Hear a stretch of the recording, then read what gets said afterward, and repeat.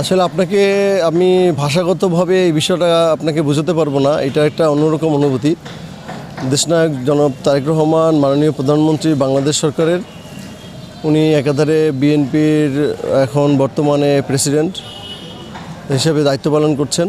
সেক্ষেত্রে উনি এর আগে আপনারা দেখেছেন নির্বাচনের প্রচারণার সময় উনি এই বেলস পার্কে একটা জনসভায় উনি অংশগ্রহণ করেছিলেন। বিপুল সংখ্যক সমাগম হয়েছিল। তার মাধ্যমে বহু বছর পরে, প্রায় 20 বছর পরে বরিশালের মানুষ ওনাকে প্রত্যক্ষভাবে দেখেছিলেন।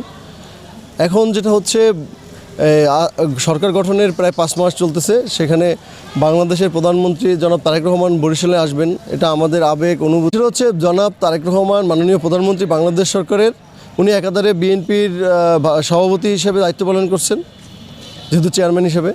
তো এর আগে উনি এসেছেন নির্বাচনী প্রচারণায়, তখন বিএনপির চেয়ারম্যান ছিলেন। এখন উনি মাননীয় প্রধানমন্ত্রী বাংলাদেশ সরকারের।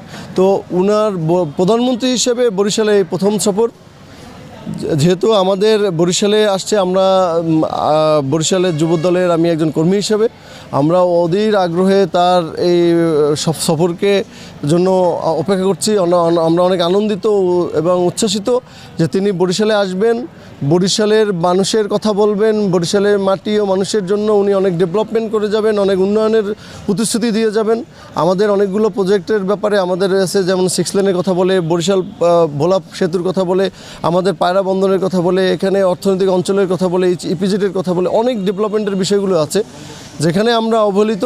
সেই বিষয়গুলো উনি অনেক আমাদের এই জায়গাগুলো থেকে উনি আমাদেরকে প্রতিশ্রুতি দেবেন, এইগুলো ডেভেলপমেন্টের কাজ করবেন। সবচেয়ে প্রায়োরিটির বিষয় হচ্ছে আমাদের যদি পায়রা পোর্ট বন্দর সেটাকে ফুললি যদি ওপেন করা যায়, এটাকে সচল করা যায়, তাহলে বরিশাল বিভাগের চেহারাই পরিবর্তন হয়ে যায়। আপনার 20 থেকে 50 লাখ লোকের এখানে কর্মসংস্থান হবে, এখানে ইপিজেড হবে, এখানে অর্থনৈতিক অঞ্চল হবে। তো আমাদের চেহারাই চেঞ্জ হয়। আমরা চাই এই জিনিসগুলো উনি আমাদের কাছ থেকে শুনবেন এবং এই প্রতিশ্রুতিগুলো রক্ষা করবেন এবং সামনের ডেভেলপমেন্টের ব্যাপারে উনি যথাযথ ভূমিকা পালন করবেন, এই আশাবাদী আমরা তার কাছ থেকে আশা করি ইনশাল্লাহ।